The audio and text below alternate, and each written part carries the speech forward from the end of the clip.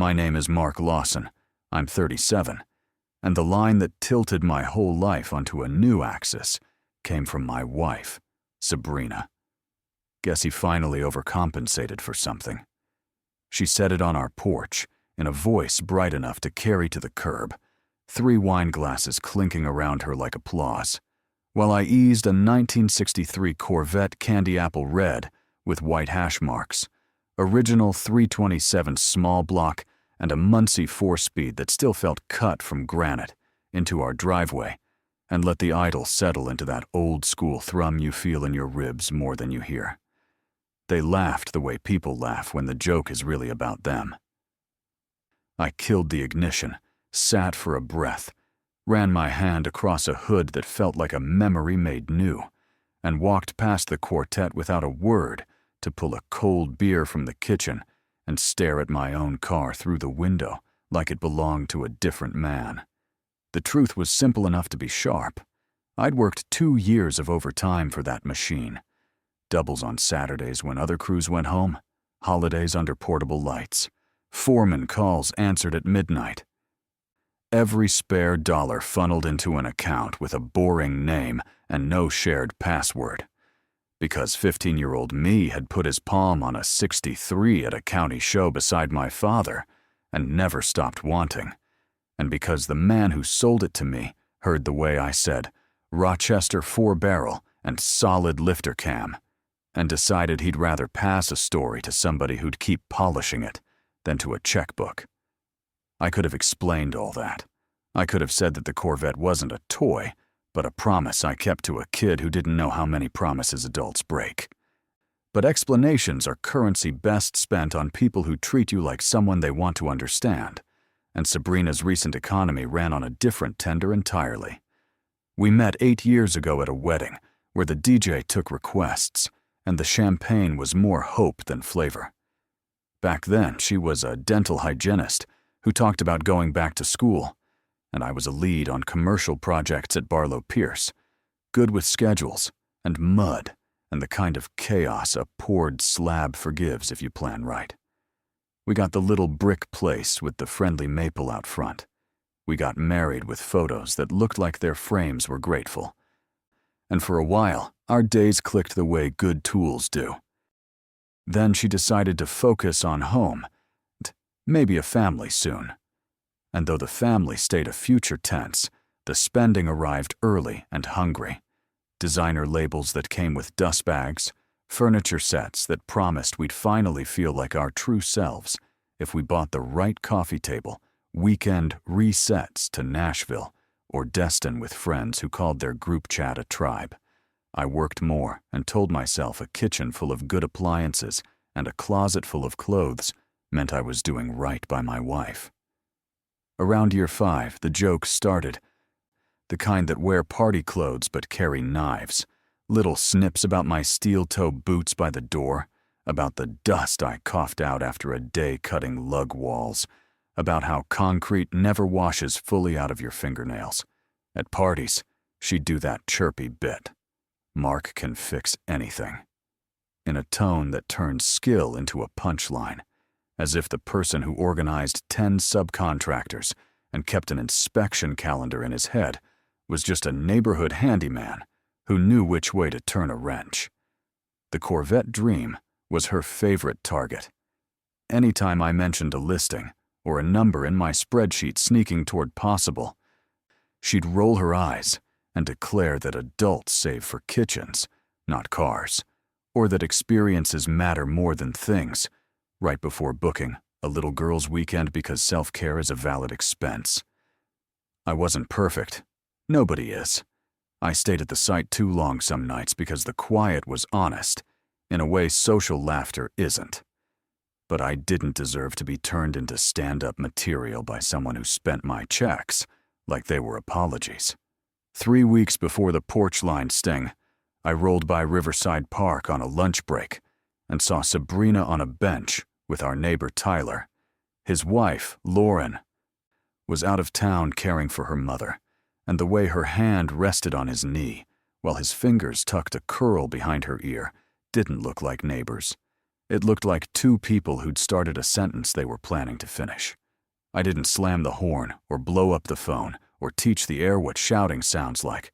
I just drove back to work, filled a punch list, called the Corvette owner, and said the words, "Yes, I'll take it," which is probably the first true sentence I'd said to myself in a year. After the porch performance, sleep refused to come. At 2 in the morning, I padded barefoot to the garage, flicked on the fluorescent hum, and sat in the driver's seat with the door cracked open, breathing in leather and old fuel and a hint of ozone from wires that had outlived their first owner. I opened the glove box and checked the papers again, like a man who keeps rereading a good review. Title, registration, insurance, all in my name. The house, bought on the strength of my overtime. Her SUV, paid off with the same hand she called greasy when there were ears around. The vacations, the sofas, the sink sprayer that finally worked right because I replumbed it at midnight. The math felt like a blueprint laid flat. I was paying for a life that treated me like a guest. I went inside, opened my laptop, and did a different kind of work. Pulled up rentals 2 hours west, found a month-to-month brick and beam loft in Fort Smith with a garage spot cheap enough to feel like a dare. Read boring, blessed articles about Arkansas family law, community property, adultery, documentation, how judges think, what evidence means, and what noise is.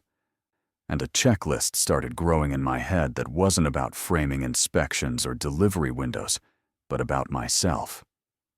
The next 2 weeks, I put on a performance of my own. I complimented dinners. I asked about her day.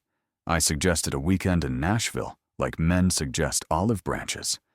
And while I was saying all the right lines, I was also moving money to a new bank account, forwarding important mail to a P.O. box, photographing receipts, capturing screen grabs, logging call times, quiet collecting proof that didn't yell at stacked.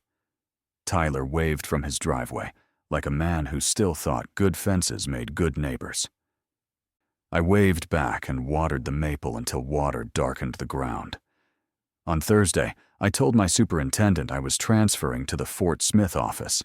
He shook my hand with that look foremen get when they'd rather keep you. But they know the road makes its own case. Friday night, I packed a single duffel, slid it into the Veta's trunk, tucked a hard-sided brief behind the passenger seat with statements and screenshots and insurance policies, and one photo of Dad that still smells like aftershave if you remember hard enough. When Sabrina stepped into the shower the next morning, I carried envelopes to the car. And my phone buzzed with Tyler's name. "Heading out early. Saw you loading." Something like that, I said, letting the edge in my voice be a tool I didn't need to hide. I left a note on the kitchen counter. "Sabrina, I'm going to Fort Smith to think. I'll call in a few days. Mark, and no speech at all, because the only thing words would do at that point was give somebody something to perform." I was at the stop sign when the first text landed. "Where are you going with the car? Tyler says you're packing." Then, "Answer me." Then, "This isn't funny. Come home." I powered the phone down and let the small block sing its long, low song across 2¼ hours of highway. Windows down. Warm air and classic rock-slicing years of stale silence into ribbons I could finally breathe through. And when I parked under a cottonwood by the river in Fort Smith and met Frank the landlord, "Garage spots, 50 extra if you want it." I want it. It felt like rotating a ratchet and hearing threads catch right for the first time in too long. The loft looked like second chances and hard work, old brick, tall windows, a view of the water and the old bridge, a kitchen you could think in. I turned my phone back on and watched the voicemails climb from confused to scolding to angry to bargaining in under 8 messages. And on the 7th, she said the line that made me blink. "You're not taking that stupid car away from me. I helped pay for it too." We didn't, and she hadn't. After dark, I drove to the river and parked under a light that turned every curve into a photograph. Sabrina called again, then again, and on the fourth try, I answered. "People are asking questions," she said, her voice wobbling but still trying to stage manage. "What am I supposed to tell them?" "The truth," I said, looking at the water, moved like it forgot how to stop. "Which truth? That my husband ran away with a toy car like a teenager?" "Tell them their friend cheated on her husband with a married neighbor," I said, and the silence that followed was so clean you could have cut perfect trim with it. "What are you talking about?" "Tyler sends his regards," I said, and hung up, and my phone went quiet like it had finally understood its real job. Monday morning, I started with Oakline Restoration, smaller than Barlow Pierce, and better for it. The kind of outfit that gives you a 100-year-old staircase and trusts you to measure with your hands and your eyes. Craig, my new boss, clocked the Corvette the way car people do. 327 still in her? Muncie? Thought so from the way you downshifted coming in. And at lunch, he asked if I was okay, and I said, getting divorced. And he said, then you're more okay than you were. And we ate in quiet that felt like respect. That night I called my younger brother Ryan down in Jackson.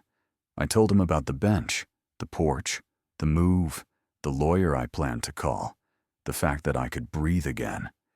He said, "Why didn't you tell me sooner?" And I said, because I couldn't stand to hear my own voice explain what I'd let happen. And he said, "You didn't let it, it happened to you." And I said, "There's a difference, and I'll find it in a bit." Saturday morning, I met Ellen Vargas, a family law attorney who had 3 decades of courtroom dust on her shoes and a way of listening that makes you answer yourself better. I slid my file across her desk and watched her eyes move like a carpenter reading grain. Spending records, screenshots, bank trails, photos of the park bench. The text Sabrina sent Tyler about, meeting at 11. The call log that lined up with the afternoons I thought she was at Pilates. Ellen said, "You've done half my work," and explained what we could ask for, and what we should ignore, what judges tended to believe, and what they rolled their eyes at. How adultery moved numbers here, how alimony worked with healthy 35-year-olds who'd chosen not to work, and I left with a plan that felt like a plumb line instead of a fist. Sunday night, Sabrina called from a new number and said, "We can fix this," and it was a joke, and I was venting with friends, and I didn't mean anything with Tyler. You're reading into it. And I said, "I'm filing tomorrow," and she said, "Don't be cruel." And I said, "I'm not being cruel. I'm being finished." Ellen filed Monday, and, at my request, waited 2 weeks to serve Sabrina so I could settle into work that made sense. In those 2 weeks, I learned the city by the way. Sun fell on brick, where to find coffee on a job site at 6 in the morning, which lumberyard gave you a fair board count without being asked, how the river looks at 7 when you feel like a life is lining up. Midweek, an unknown number rang, and a steady voice said, "Mark? It's Lauren." And my chest went cold, the way air does before a storm. She had flown back a day early and found Tyler's phone open on the counter with nicknames and photos and timestamps that made explanation harder than honesty. And she said, "How long did you know?" And I said, "About a month." And she asked, "Why didn't you tell me?" And I said, "Would you have believed me?" And she said, "I would have wanted to." And then, "I'm seeing a lawyer Friday." And I said, "You deserve better." And she said, "So do you." And we hung up with a gentle click that felt like 2 strangers recognizing each other on a road neither of us wanted to be on. Friday, Sabrina called again, with a voice that had ferried all the way through anger into consequences. "Everyone knows," she said. "Lauren told people at church. Kevin moved out. My friends are acting weird. And I said, actions make ripples. And she said, we can still fix this. And I said, Ellen will be in touch. And when she said, your lawyer? Like the words were a betrayal, I realized I wasn't angry anymore. I was done. The next weekend, I took the Vetta down into the Ouachitas, let the talk climb in second through switchbacks that felt like they were drawn for a better man than I'd been lately. Parked at a small show under sycamores where the conversations are really about fathers and sons and patience, and an older guy with a '65 Mustang and hands that looked like mine said, some machines you take care of because they take care of you back. And I nodded because the right sentence doesn't need help. 2 weeks later, Ellen called to say Sabrina had been served and wanted a meeting with an offer. We sat across from each other at Ellen's polished conference table, Sabrina looking smaller than the version of her that knows how to own a room, a junior attorney named Brent, flipping a legal pad like it might turn into a parachute. He began with irreconcilable differences, and Ellen cut in with adultery and slid a folder that changed his posture. Photos, statements, timelines, bank records, showing spa days and handbags next to text logs coordinating with a married neighbor. He glanced at Sabrina, and then at the papers, and then at me like he'd stumbled into a different case than the one he'd practiced.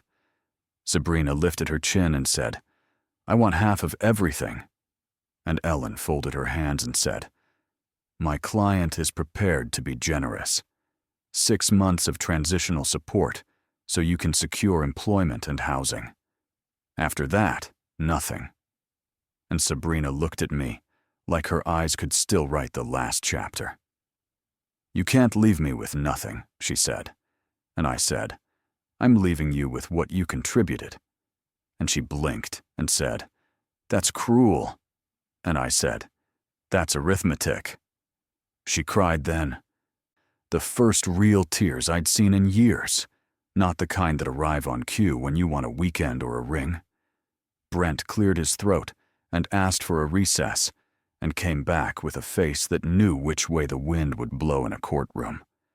We signed what we needed to sign, and the marriage that had so much furniture and so few foundations ended with a pen that didn't run out of ink. The months that followed were quieter than any silence I'd known. Lauren won her case and kept the house and Tyler's landscape business, and he moved into a 1-bedroom with a window that stared at a parking lot and more time than he knew how to fill.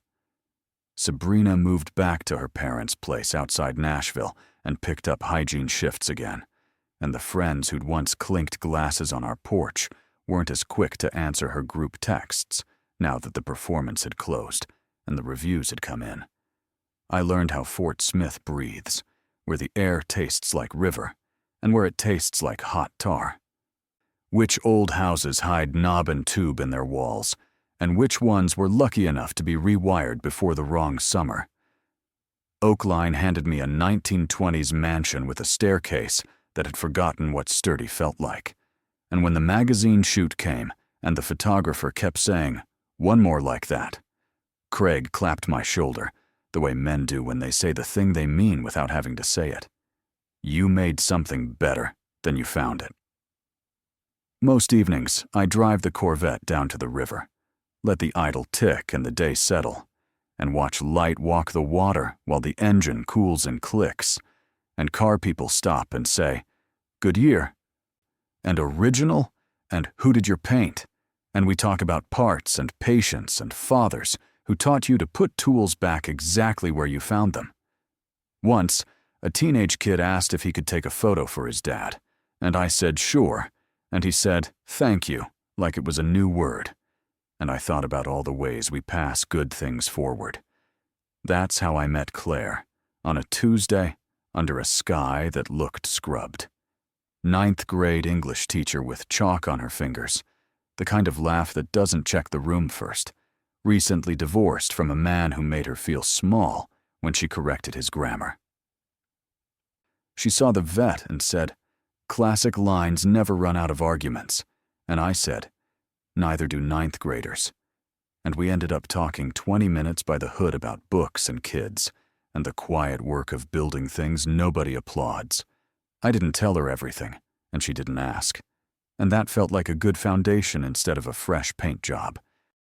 Ryan drove up 2 weekends later, and we put new bushings in the sway bar and bled the brakes and grilled steaks on a smoky little patio grill that came with the apartment like a dare to be domestic. We didn't talk much about Sabrina because some names don't echo right, and we didn't need to because sometimes 2 brothers working in the same rhythm says, "What words can only trip over." A month after the decree, I got a call from Barlow Pierce's owner, asking if I wanted to come back to Memphis as a site manager on a big hospital addition. I said thank you, and no, not because I couldn't do it, but because the work I was doing now felt like chisels instead of jackhammers, and there's a time in a man's life where finesse beats size. Another month, and I got a voicemail from Sabrina No Caller ID, just her voice, smaller than I'd ever heard it, saying, "I'm sorry." And I believed that she meant it, and also that it didn't matter, because apologies are bridges you can cross only if the other side is a place you still want to go. I texted back the only honest sentence I could write. "I hope you build something good from here." She wrote back, "Thank you, and nothing else." And sometimes silence is the grown-up ending you give 2 people who were bad at endings. The thing nobody tells you about respect is how quiet it is when you finally have it. There aren't fireworks or a parade, just the way a room feels when you walk in, and nobody's bracing for a joke at your expense. The way a paycheck feels when it buys something you don't have to explain. The way a car you love answers you when you ask it to do what it was made to do. People still ask if the Corvette was worth the trouble, like a dream is supposed to do math to justify itself. I tell them the truth. The car didn't break my marriage. It measured it. And the tape came up short. I tell them that a man doesn't buy a machine like that to impress strangers, but to keep a promise to a younger version of himself who believed in the future. I tell them that the most expensive thing I ever owned wasn't made of steel and paint. It was my time. And now I spend it like I finally know its value. Sabrina and Tyler learned what betrayal costs when the bank of reputation closes and the interest comes due. Lauren and I learned that dignity earns compounding returns if you feed it and don't cash it in for applause. Claire teaches kids to choose the right words, and we drink coffee that tastes like second chances. And sometimes we drive out to the old scenic overlook in the vet and let the engine talk while the sun does its slow work and the town switches on. I don't know if Claire is a forever or a chapter, and for the first time in a long stretch, that uncertainty doesn't scare me, because I finally trust the person turning the pages. If you're waiting for a courtroom fireworks show or a perfect revenge twist, I don't have one. The judge didn't slam a gavel and declare anything cinematic. There was paperwork and signatures and small humiliations that look bigger from the inside. The real story was quieter and better. A man who remembered what 15 felt like and decided to stop living as if other people's opinions are traffic lights. A man who left a house that had too much furniture and not enough welcome. A man who learned that building staircases and keeping promises use the same tools. Measure twice, cut once, sand where the hand will rest, and never paint overwrought.